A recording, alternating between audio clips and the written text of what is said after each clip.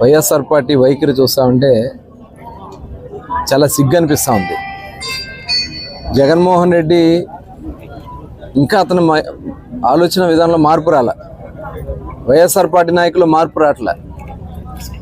ఇవాళ తప్పు చేసి ఆ తప్పుకి ఇవాళ మూల్యం చెల్లించుకునే పరిస్థితి వచ్చింది. కానీ ఆ పరిస్థితిని ప్రజల్ని తప్పుదావ పట్టించడానికి రకరకాలైనటువంటి కార్యక్రమాలు చేస్తున్నారు.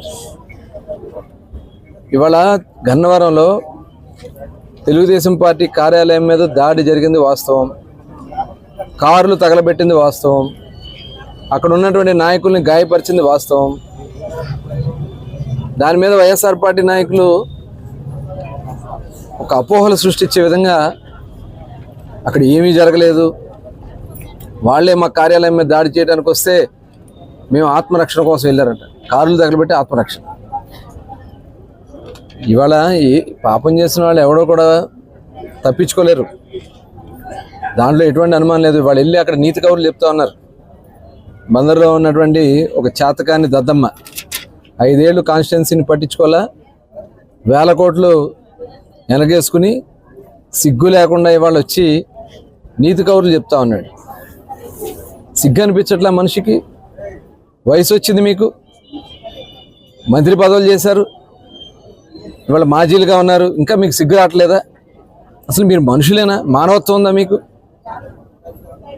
ఇవాళ అక్కడ జరిగినటువంటి దుర్మార్గాన్ని మనం ఆపకపోతే, ఇలాంటి పరిస్థితులు వస్తే రాష్ట్రం ఏమైపోద్ది, యువత ఏమైపోతారు? గంజాయి మత్తులో మీరు చేసినటువంటి పాపాలకి రాష్ట్రం ఇవాళ టోటల్ యువత అంతా కూడా సర్వనాశనం అయిపోయింది. ఉద్యోగాలు లేవు 5 ఏళ్ళు. ఇవాళ పరిశ్రమలో ఒక్క పరిశ్రమ మీరు తీసుకురాలేదే. మీ చేతగానితనం క్లియర్ కనబడతా ఉంది. ఇవాళ అప్పులు పాలు చేశారు రాష్ట్రాన్ని. ఇన్ని కనబడతా ఉన్నా కూడా సిగ్గు లేకుండా వెళ్ళి ఏదో కార్యకర్తలకి ఇచ్చేస్తున్నారు, మా కక్ష సాధింపు చేస్తారు. అంతా రౌడీ షీటర్లు, అంతా గంజాయి బ్యాచ్. అక్కడ ఉన్న వాళ్ళ చూడండి, పేర్లు తీయండి. మొత్తం గంజాయి బ్యాచ్లు, రౌడీ షీటర్లు. ఇవన్నీ కూడా ఎవరు తప్పించుకోలేరు. పేర్నాని కూడా తప్పించుకోలేరు, దాంట్లో ఎటువంటి అనుమానం లేదు. ఇవాళ వాళ్ళు చేసినటువంటి పాపాలు మేమేమి వ్యక్తిగత కక్షలకు పోవట్లే, మేము వ్యవస్థల్ని మార్గంలో పెట్టాలా. ఇంకోటి అలాంటి కార్యక్రమాలు చేయాలంటే భయపడాలా. ఇంకొకరి మీద ఎలాంటి కార్యక్రమాలు చేయాలంటే వాళ్ళకి వణుకు పుట్టాల. దానికోసమే ఇవాళ మొత్తం యంత్రాంగాన్ని బలపరుస్తున్నాం. టోటల్ పోలీస్ వ్యవస్థల్ని ప్రక్షాళన చేస్తూ ఉన్నాం. అంటగాగి వైఎస్ఆర్ పార్టీకి అంటకాగినటువంటి పోలీసులు ఏ పరిస్థితులు వస్తాయో ఇవాళ మీరు అనుకుంటా ఉన్నారేమో, పోస్టులు లేకపోవడం ఇంకోటి కాదు. వాళ్ళు నేను తీసుకెళ్లి పోస్టులు వేయడం కాదు, ప్రాసిక్యూట్ చేపిస్తాం, చట్టం ముందు నుంచో పెడతాం. ఎంత పెద్దవాడైనా తప్పు చేసిన వాడు తప్పించుకోలేరు. ఇవాళ అన్ని డిపార్ట్మెంట్లు కూడా ప్రక్షాళన చేసుకుంటూ వస్తున్నాం. ఇవాళ ఎక్కడికో వెళ్ళి పారిపోవాలని చూస్తూ ఉన్నారు, ఎక్కడున్నా ఎతికి పట్టుకొస్తారు. ఇవాళ డిపార్ట్మెంట్ మొత్తం కూడా స్ట్రీమ్లైన్ చేస్తాం. దానికోసమే టైం పట్టింది కదా అని మా కార్యకర్తలు కూడా కొంత ఆలోచిస్తూ ఉన్నారు. టైం పట్టినా నిజాయితీగా పరిపాలన చేయాలనేది చంద్రబాబు నాయుడు గారి యొక్క ఆలోచన. ఇవాళ దానికి తగిన విధంగానే మేము వైట్ పేపర్స్ రిలీజ్ చేసుకుంటూ వస్తున్నాం.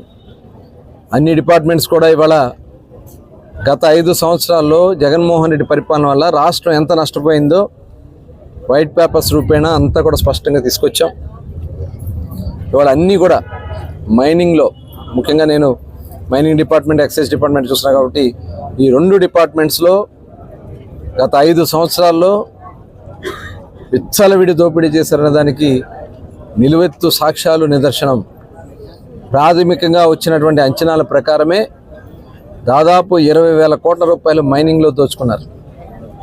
ఇది ప్రాథమికంగా అధికారులు ఇచ్చినటువంటి అధికారపు లెక్కల ప్రకారమే.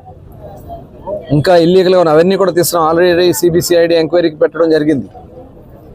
అట్లాగే ఎక్సైజ్ డిపార్ట్మెంట్లో కూడా దాదాపు వీళ్ళు చేసినటువంటి తప్పిదాల వల్ల డిపార్ట్మెంట్కి వచ్చినటువంటి నష్టమే ఇవాళ తెలంగాణకి, కర్ణాటకకి, ఆంధ్ర రాష్ట్రాన్ని చూసుకుంటే సంవత్సరానికి 10,000 కోట్ల రూపాయలు ఇవాళ వ్యత్యాసం వస్తూ ఉంది.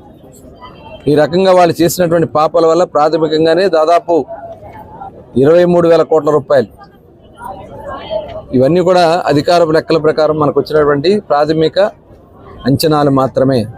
ఇంకా చాలా లోతైనటువంటి దాని మీద ఎంక్వైరీ జరగాల్సినటువంటిది. దానికి కావాల్సినటువంటి స్టెప్స్ అన్ని ఆల్రెడీ తీసుకుంటున్నాం. ఆల్రెడీ ఎవరైతే దీంట్లో ఇన్వాల్వ్ అయ్యి ఉన్నారో అధికారులందరూ కూడా ఇవాళ కేసులు పెట్టడం కూడా జరిగింది. ఇంకా ఉన్నారు, ఇంకా చాలామంది ఉన్నారు. అసలు సూత్రధారులు, పాత్రధారులు చాలామంది ఉన్నారు. అందరూ కూడా బయటకు వస్తారు. ఇట్లా ఎవరిని కూడా వదిలిపెట్టే సమస్య లేదు. ఇవాళ మేము పెట్టుకున్నది ఒకే లైన్ మాది. అభివృద్ధి చేసి చూపించాలి, ప్రజలకు సంక్షేమం అందించాలి. నిన్న కాక మొన్ననే పెన్షన్లు ఇచ్చాం, రెండో తప్ప దాదాపు 55 లక్షల మందికి 99.93%